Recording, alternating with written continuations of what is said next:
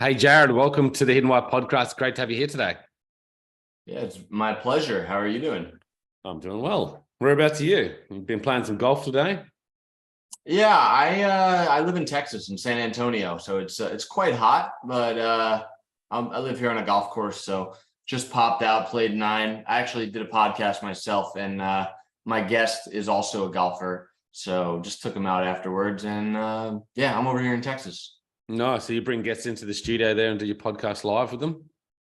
Yep, it's actually I had a podcast a couple of years ago, and it just wasn't the right time. I was very busy with other things and Yeah. prioritizing other things. But yeah, I just restarted it up, new brand, built out a studio here, and yeah, just it's kind of a newer venture of mine, newer project.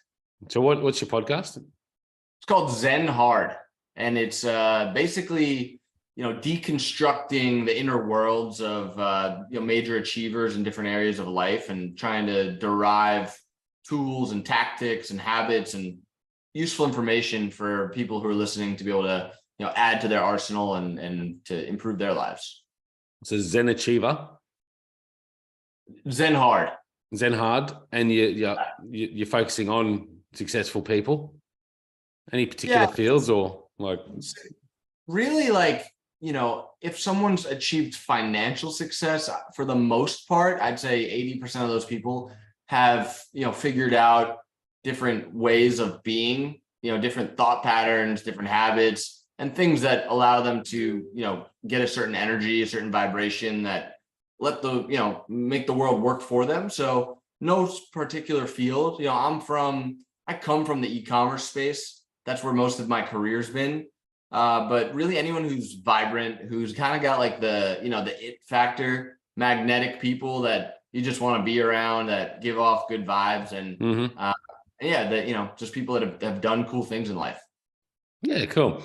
So first, I also want to go into that the word success, because when you say success, and I know your background briefly, and we'll get into that in a second, but what is success to you? How do you define that?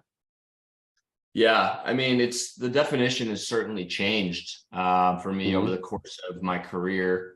I'm 32 now, and I got started as an entrepreneur back when I was 17.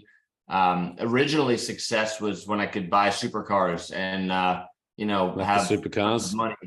Yeah. Yeah, that was. I remember I was 16 and I was visiting my grandma in Florida, and we were driving my grandmother's van, me and my friend, and we saw a young guy. He looked like he was in his late 20s, early 30s. And he was driving a Lamborghini, and in my head, I was like, "That's success. Like, I want to be like that guy."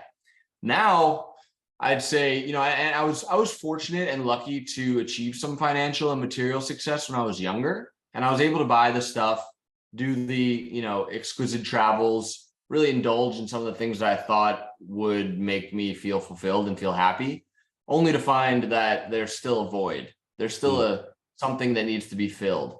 And since I've kind of started going down this personal development journey, success to me is remembering and realizing each day what it is we are, realizing who we are and falling back in line with our purpose. That's success to me. When you can, at the end of the day, say, hey, I made all the right decisions today. I was compassionate. I gave back. I did things for other people. And you didn't maybe make reactionary decisions or impulsive decisions. That's success to me. And I know that the other stuff follows that. So that's kind of how I define success. So you've had a fairly early success in the material sort of form and financial form, e-commerce. Tell us a little bit about that journey and how you got into that.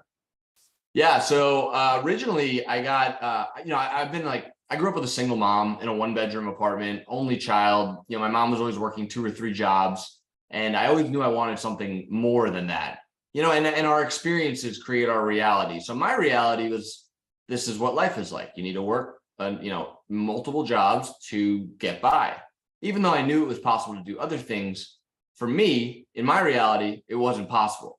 So I always wanted to do more. I was trying a bunch of things to kind of try to break that pattern. And I got started like real early on renting houses in the Hamptons for about a month at a time. And then I would rent. What do you mean renting? Yeah.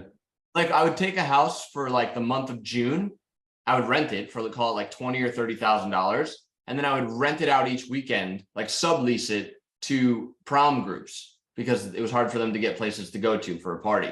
It was a hustle. It was a grind. I was, 17, 18, just trying to figure out how to make money.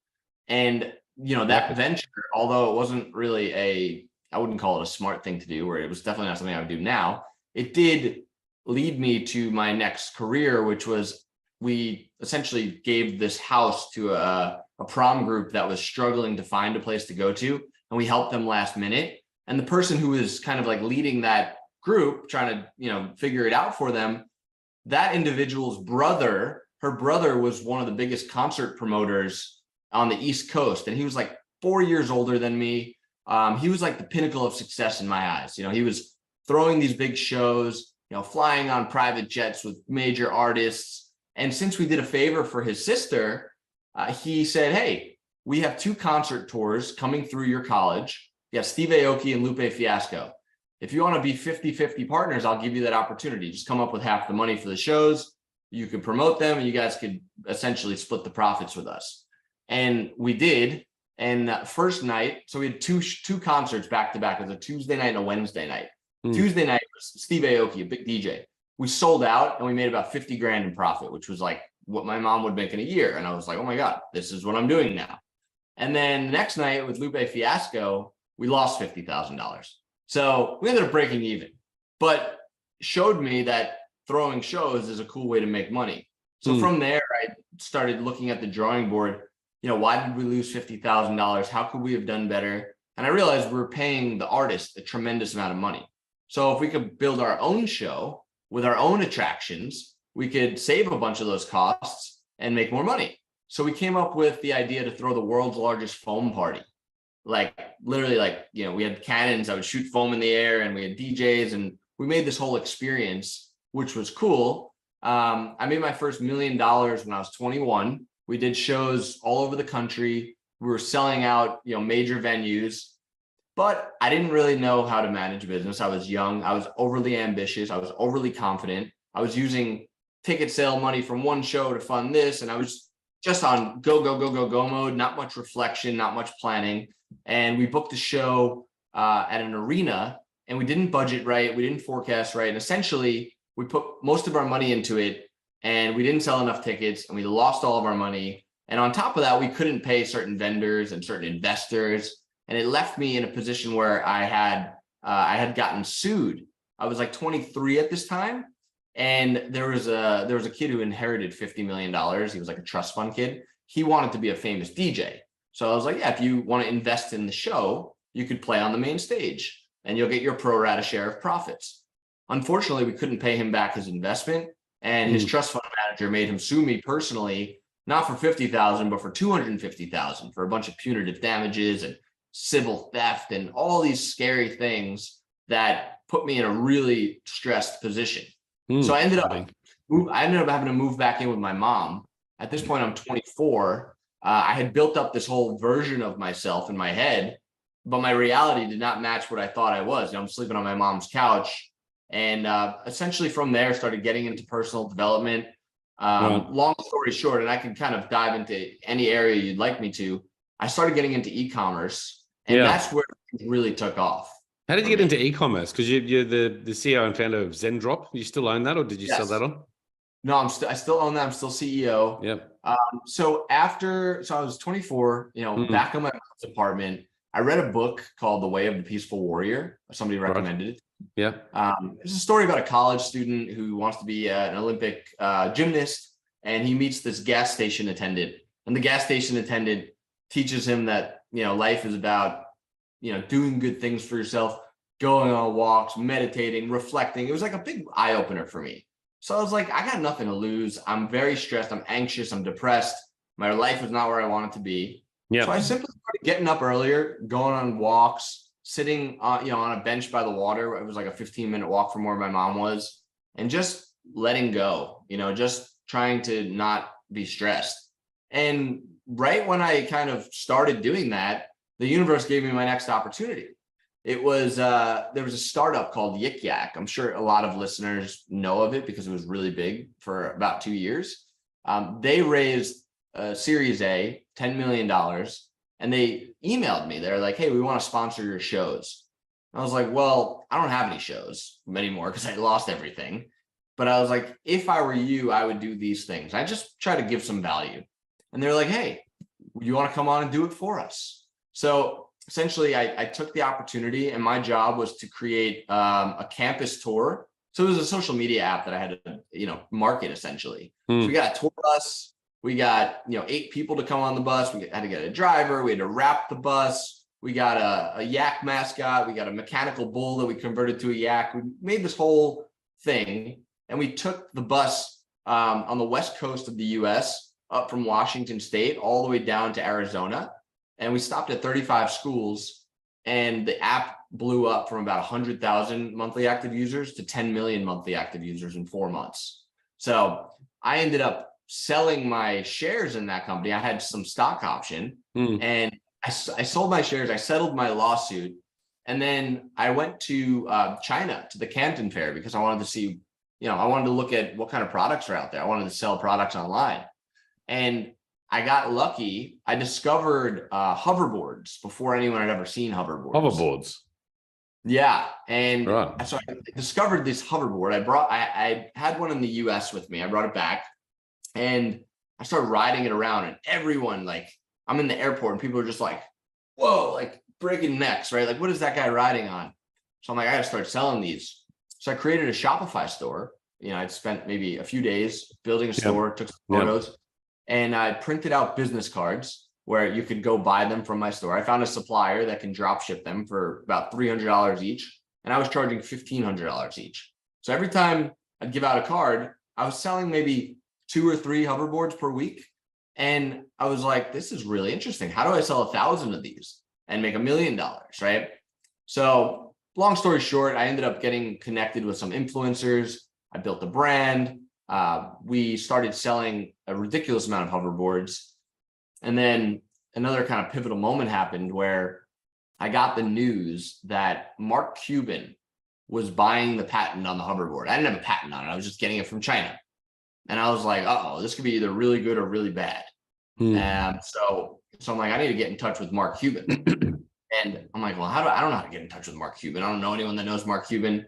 So I downloaded his app called Dust. It was an app where you can message with people and the messages disappear and they're encrypted. So I downloaded his app and I messaged him, and he answered me.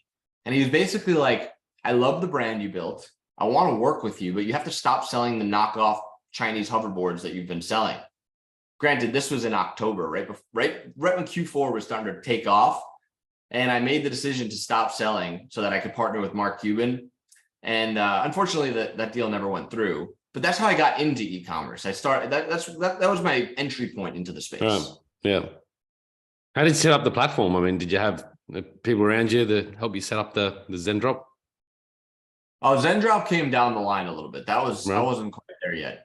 So I realized the potential of selling online. I started going back out to China, finding other viral products, and I was importing products. I was selling, to retailers. I was at trade shows. We had booths at exhibitions. We were selling product all over the place. Yeah. And then I discovered drop shipping, where you can go find a supplier in China, and essentially you could test, you could run ads to 50 or 100 products, see whatever's profitable, and then scale.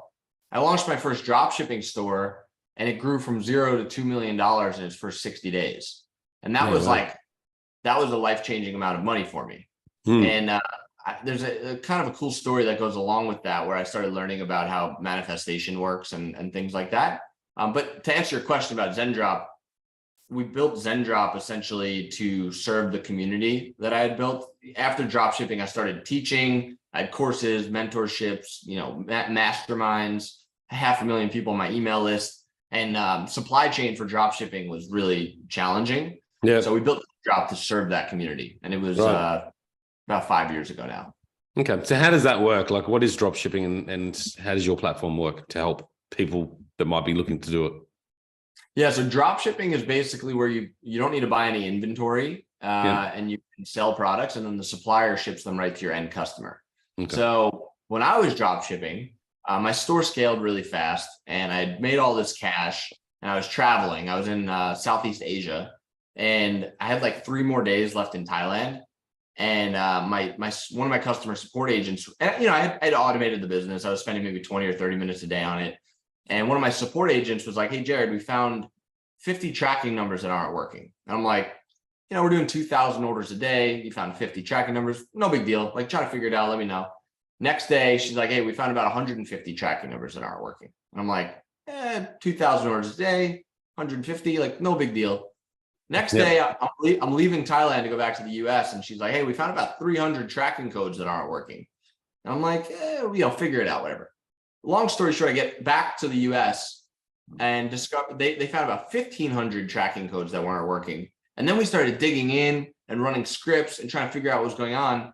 And we figured out that our supplier that was shipping out our products wasn't actually shipping out products. They were just giving me fake tracking codes that I was giving to my customers. And it was on 7,000 orders. So it's 7,000 orders that I was selling on average for $50 a piece. Plus I was spending about $15,000 to $20,000 a day on ads. So it was about a $500,000 hit that I took from that issue. And that's when I was like, I wish there was a really reliable supply chain option for drop shipping. And that's kind of where Zendrop started.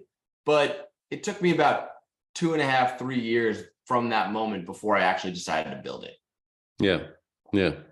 No, so someone like me that doesn't know anything about drop shipping could jump on there and start an e-commerce business?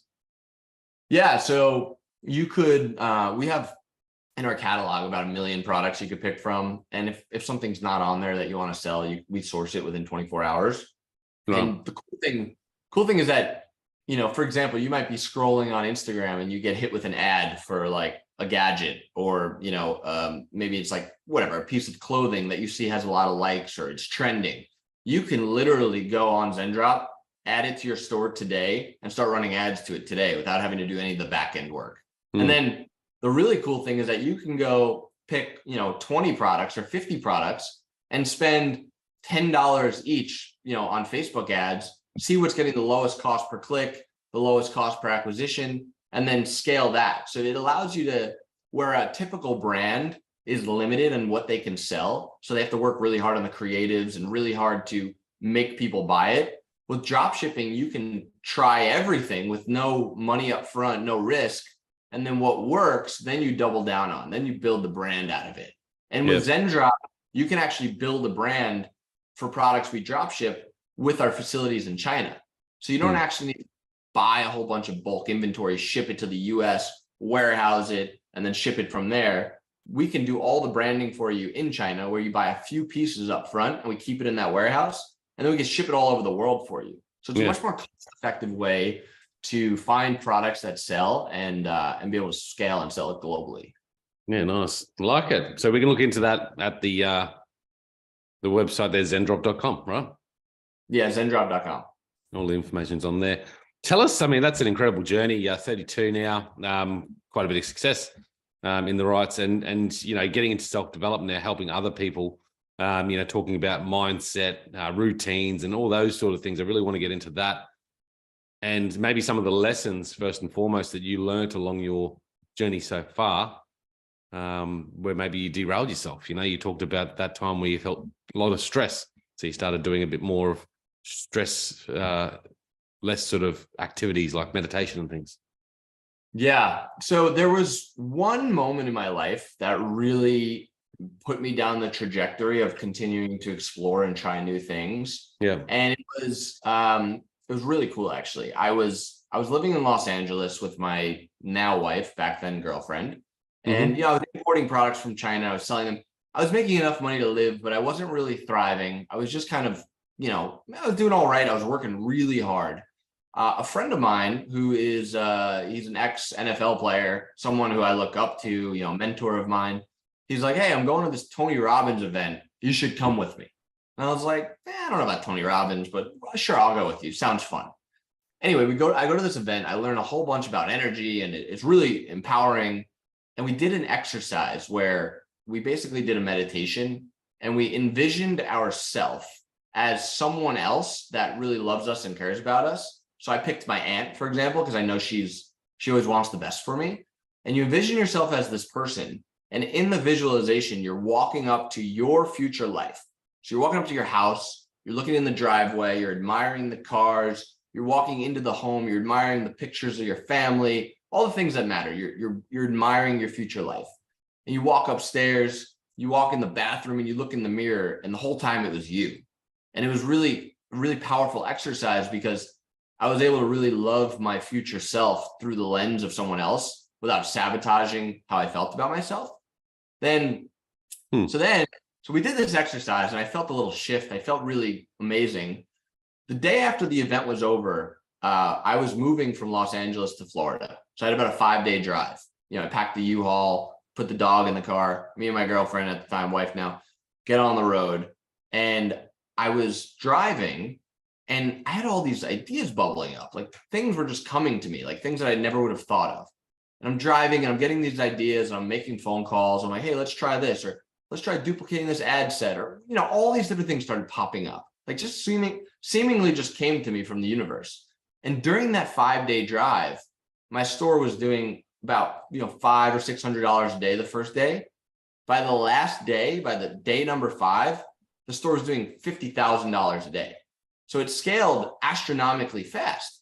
Now, I was like, this is too good to be true.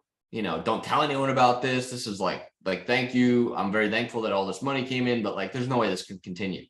Fast forward about a month, I had continued doing about $50,000 a day every day, stacking up cash and savings. And I had to drop my girlfriend off to do someone's hair. She was a hairstylist, and I had 2 hours to kill. So I was looking on cars.com. I saw this gray Lamborghini. I went to go look at it. I ended up buying it that day in cash and then driving it for 2 weeks. And then I realized that car was the exact same car that was in the driveway when I did that visualization as my aunt. So it physically manifested something into my life. And that moment was the jump off point for me, where I was like, I need to learn more about this stuff. I know there's more to us than what we're taught. Yeah. And that was my jump off point. There's been a lot since then. So talk to us about manifestation. Not as just easy as thinking about something and then, wooha, there it is. I mean, you've worked hard to, set up your businesses, and obviously you're very active and your mind's very active, and you go. How do you manifest something? Yeah. So I think the formula for manifestation is having a crystal clear vision and having discipline. And the problem is, when people think about that, they're like, all right, what's my vision? And they're thinking and they can't really figure it out because they're in a low energetic state. So to get a vision, to understand what your vision is, the first step is to get yourself in a high energy state, which could be go out for a 20-minute run, or blast some music, or go on a walk, or do breath work, or something that raises your energy up, and until you feel really good. And from that state, now you can tap into your intuition, and you can start to think, what do I want in life? And you just kind of let your intuition guide you to whatever that vision is. Over the years, my vision has become more and more, I want to get into this space. I want to be working on personal development things, sharing these messages, right? So the first step is get a crystal clear vision on what you want your life to be like. Yeah. You write it down, it, and it's something you got to think about every day. The second part is discipline. And discipline oftentimes is undervalued by people because when you tell yourself you're going to do something, right? Let's use running for an example. Yeah. Hey, I'm going to run 10 miles a week. Okay. Day 1, you get up, you do it. Day 2, your mind starts to get crafty. It starts to think of reasons why you shouldn't, but you could beat your mind the second day. Day 3, your mind's like, all right, well, that didn't work. Let's figure out other ways to keep us comfortable, keep us where we are. And if you lose those battles, if you lose a battle to your mind and you don't go run, that subconscious part of you is judging everything going on in your life. And it starts to say, well, hey, you couldn't even get up and go for a run. Like, what makes you think you're worthy of doing these other things? Right. But on the flip side, if you do the 10 miles week 1, week 2, you wake up and your mind's like, oh, we're going to get sick. We're so tired, blah, blah. And you're like, no, I don't need that right now. I got to keep moving forward. Your subconscious starts to shift and say, hey, as a person, we can do the things we say we're going to do. We keep promises to ourselves, and your confidence rises, which allows you to see opportunities that you would not be able to see without that level of confidence. Yeah. So sticking to habits and disciplines allow you to build the confidence you need to gain those ideas and see those opportunities that drive you to your vision. So the formula is really those two things, and it's really it's getting the feeling of what, you know, of your future self, whether that's abundance or whatever that feeling is. And once you get the feeling, it's letting go, because you can't keep, you know, hoping that the outcomes happen exactly how you want them to, because they won't. Right? The universe is full of unlimited possibilities. So if you're like, oh, this needs to happen, and that needs to happen, and this needs to happen, and a few of those things don't happen, and you judge that and you get discouraged, you change your energy back to your old self. Now you're not going to get the path you need. So it's getting the feeling and letting go, plus discipline and vision. That's really the formula for manifestation. Like it. Well explained too. Visualization, what's your techniques there to, you know, obviously getting the idea of your future vision of yourself and where you want to go and what you want to achieve? How do you put that into a day-to-day practice? Yeah, that's a great question. And it's something that I've been, you know, focused on really the last 5 or 6 years. Yep. And just to, you know, be clear, I've tried it all. You know, I've done the meditations, the early morning runs, I have a sauna and cold plunge in my house. I do that all the time. You know, I've tried all the things, and I'm pretty obsessed with efficiency, meaning what's the least amount of effort I can do for the most amount of output. And I've actually boiled down a habit that's my favorite habit that has been really effective for me. And it's basically a walking formula. So it's a walk, and it's like 30 to 45 minutes long. It's broken up into 5 parts. Part 1 is you're opening your heart. So and you got music to go along with it. So you're on a walk. Your first part is you're bringing your attention right to the part of your middle of your chest, and you're feeling energy in your heart. You can use, you know, a family member or your dogs or something that you love to spark that emotional feeling. You open your heart. Second part is you feel your power. So you're walking and you're feeling strong and you're feeling powerful and you're feeling like, you know, you're getting basically pumped up. The third part is a moment of totally letting go and being present. So you're just becoming aware of the space around you, of the trees, of the steps you're taking, etc. Fourth part is you feel connected to a higher power, whether you believe in God or the universe or whatever you want to call it. You start to feel connected. And then the last part of the walk is a celebration, where you feel proud that you did this for yourself. You feel excited. And at that point, for me, I usually get goosebumps, which for me means that I've tapped into that feeling. I've unblocked my energy, and I've gotten myself into a space where I'm really tapped into my intuition, and my vision feels real, as opposed to being in a low energy state where I'm just trying to think of a vision and I'm not actually putting emotion behind it. So that walking formula has been derived from many different practices and condensed into something that I think is, you know, super effective. Do you do that walk in the morning every day? Yeah, every morning. Every morning, go for a walk. Okay, nice. Yeah, so that's the way you start your day. That's one of my morning habits. Yeah, that's my favorite one though, for sure. What else you got? I usually start my day. So we just had a newborn about 5 weeks ago now. No, and congratulations. So thank you. It's changed up things a bit. Yeah, but first thing before anything is I'll just do, you know, 1 or 2 rounds of breath work just to reoxygenate, you know, get present. And I, you know, the specifics of the breath work doesn't really matter. There's many different things you could do. I do 2 rounds, sometimes 3 rounds of breath work where I'm, you know, taking deep breaths. I'm waking myself up, drink a bunch of water. And then typically I'll do, you know, 15 to 20 minutes of meditation where I'm just. Mindfulness meditation? What's that? Mindfulness meditation, something like that? I've done different things over the years. Yeah. I'm pretty into like energy center stuff. So I'll focus on my different energy centers. And while I'm doing that, I'm basically letting go of all the stresses that came from the day before. And I'm just trying to bring my awareness into the here and now and just, you know, cultivating who I want to be for the day, essentially.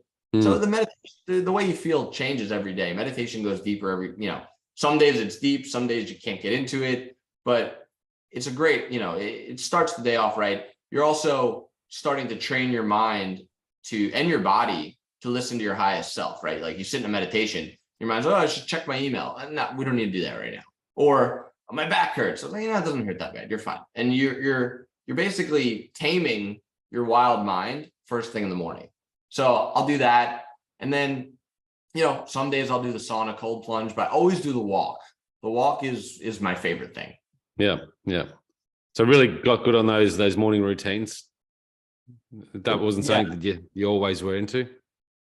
So it's changed, right? And it's still, I always try different things, but the important thing is that every week on a Sunday, I'll plan out what I'm going to do for the week. And I'll put, I do like a reflection on Sunday where I think about my previous week. I'll look at each day, every meeting I had, and I'll mark the behaviors that I wasn't so happy with, so I'm aware of them. And then I'll plan the week.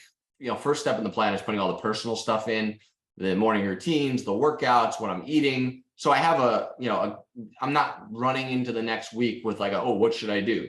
And then you have to use a bunch of energy to decide what to do, and you have less energy for creation. So the morning routine changes, but I do plan it. So I am prepared. So a clear plan of the map for the week ahead. Yeah, makes sense. Yeah. So very, very scheduled, and that helps you be more efficient, right? With your time. It conserves your energy. It gives you a more clear mind. Yeah. And when you have frameworks, it's a lot easier to win the internal debates because it's already decided. Right. Mm-hmm. So, and I'm the type of person that if I don't have frameworks, I'll lose the debates inside. Like I'll convince myself not to go do something because my mind wants to scroll on YouTube or wants to, just eat something and lay down or whatever it is that my mind wants to do. But if I have the framework, it's like the battle between my highest self and my mind. It's way easier to win because it's already planned and I don't have to like think about, all the other things that I have to do. It's just like, just do this. It's already planned. Yeah, I like that too. How do you overcome the, the formation of those habits? Like you said, day one, you kick off motivated. Day two, whatever the time frame is, you wane, you get less and less, and your mind takes over, and you start negotiating with your mind of the things that you want to do but you don't do. What were your power habits to get through that? So I think a really important concept to understand when we're talking about this is that we are human. We won't be perfect. There will be things that we don't do that we said we're going to do. We will lose some battles. It's going to happen. Maybe some people more than others. What's more important than winning every battle is how fast can you get back on the train, right? Yeah. Because let's say you lose a battle. Now your mind just gained power. It's really an exchange of power between the mind that wants to keep you comfortable, wants to keep you safe. And it's looking out for your best interest, but it's the mind, it's a tool. So every time you lose a battle, you're giving your mind power from your true self. Every time you win a battle, you're taking the power back into your true self. But if you lose a battle and you don't rebound very quickly, let's say I didn't run yesterday. It's Thursday. So let me just rest through the weekend. I'll start again Monday. That's like a really easy way to, basically justify not doing something. The key is how fast can you rebound? Okay, I messed up on Thursday. I'm getting right back on it on Friday because I'm not perfect. I'll mess up here and there. So the rebound rate, I would say, is just as important to comprehend as the sticking to your habits. And like the way I like to think about it is that, as you're winning these battles, let's just say your growth is like a chart, right? And let's say you lose a battle, you plummet down. But if you get right back on, you're starting right here, right? You're not like starting back at step one. But the longer you don't get back on it, the lower you start up again. So that the progress gets crushed. So if you can rebound quickly, you keep the progress if you could rebound. And I think that's the important thing to understand. 100%. Yeah, I found that I still do it where I let it slip for too long and it becomes much harder. But if you can get back on it straight away, it's a lot better. What about mindset? Sorry, you go. No, I was just going to say also having the experience, like listening to something like this is great and it might motivate you. Yeah. But feeling the experience of slipping off it's an important part of the journey. Like you're going to have to experience these different dynamics to really understand at a deep level. So, yeah. Do you like your mindset? I mean, you talk a lot about mindset.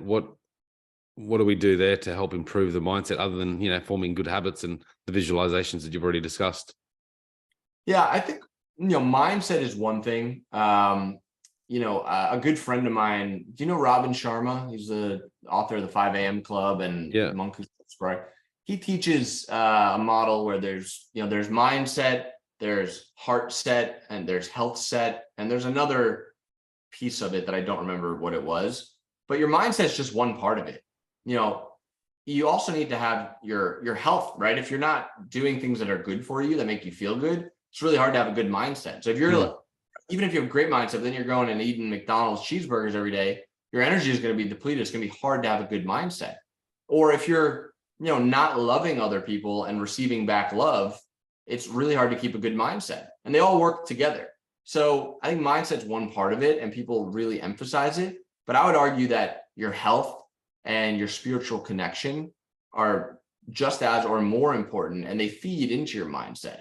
Yeah. So I would broaden that a bit. Do you have pillars like health, spirituality, anything else there that, relationships? Yeah. I mean, I don't personally have any kind of tools to organize those things, but the way I do set up my habits and routines, they do, hit all of those things. For example, on a health perspective, I work with a longevity doctor, and I do extensive blood work every quarter, and, do supplementation and diets and, a whole bunch of things to try to improve my health and my energy. And, that's just something that's baked into my routine. Every Sunday, I put all my supplements into containers. So on Monday, I just pop a container. Tuesday, I don't have to think about it, right? So I'm setting up myself for the health. From a heart perspective, from a heart set perspective, that walk is a really powerful tool to open your heart and feel love and feel abundance. It's funny, on my podcast today, I had someone on, we were talking about relationships and marriage, and how, the deeper you go into a relationship, the more and more it grows, where you think you might get bored of someone, but if you really put in the work, it gets deeper and it gets better over time. So setting yourself up with the right life partner, someone to do life with, having a good family routine, which I'm new to the family now because I just had my first kid, but, we're doing bath time every night at 7 p.m. and I do a bath with my son. So it's really, the framework of it is the planning. Planning is very important, and being organized and being like, your life is, you're on a mission on Sunday. So you look at, what did I do last week? What did I like? What I didn't like? And you take an hour or 2 hours on Sunday early in the morning, and you write out everything you intend to do on the week, and you put it in your calendar, and now you're clear going into it. And you include the mindset stuff, the heart stuff, the health stuff, and so on in your plans for the week. Yeah. You just schedule that in your calendar or something like that? Yeah. When I schedule my calendar, I always start with my personal stuff first. Yeah. Before work, because I know that if I don't do that, then my work output is not as good. And realistically, it's like most people focus too much on work and mindless activity and not enough on reflection and planning. Yeah. And I would argue to say that reflection and planning should take up as much or more time than the actual work. Mm-hmm. Yeah, I was going to ask you that question, probably a question I can wrap things up on, but the way around work and how you navigate that landscape, if you're someone driven like yourself, I know myself included, work can take a lot of the priority, and to step back and give myself a bit of me time, etc., focus on the health and those sort of pieces can create a lot of stress going, well, hang on, I feel guilty now that I'm not putting in the work. What I mean? So how do you find balance in that? Because I do believe in trust the process, and I get very stressed sometimes if the results aren't being seen. But I know if I come back to the drawing board and just do those things and tick those boxes, the results will come. Yeah, I get those same feelings, and it's something that I'm working to move past, because I know where I need to be. But sometimes when, for example, my company now, we have about 45 people. I'm CEO, but I'm not really in the operation. So there's not much for me to sit down and operate on. There's not much work for me to do. There are interactions with the leadership team, keeping people happy, keeping people motivated and inspired that I can do. There's not that much, I can't really sit down for 8 hours and grind. I don't have that enough to do. But because I came from a place, my life experience, I didn't grow up in a wealthy family with a CEO dad who like figured all this stuff out. The part of me still believes you need to work really hard to succeed, which is true. You do need to work hard, but the key is that the planning and the stuff that makes you feel good, one good idea is worth more than 10 not good ideas. And when you're in a state of, I'm a very firm believer in that whatever energetic pattern you put out or vibration or whatever word you want to call how you feel as a baseline is what kind of thoughts you're going to manifest. So if you spend more time on the solitude, planning, thinking about your life, going on the walks, those ideas that the energy that you're radiating out will pull in an equal level of idea. And that one idea can change the trajectory of everything. So if you're working all the time, you never get that one idea. You're just, you're just grinding and you're swimming against the current. But oftentimes you don't see that you're swimming against the current. Oftentimes we have anxieties, like an ambient level of anxiety. We don't know where it's coming from because we have so many things going on and there's no way to clear that, right? It's just in there somewhere. But when you spend the time reflecting and spending time alone, you see where those feelings are coming from. You can let go of those feelings and you can change the course of what you're doing when you need to do it. So that's kind of how I would frame that part of the conversation. Yeah, I like it. Spending more time in that planning and reflection stage, certainly something that I need to do more of. And here's to progress, huh?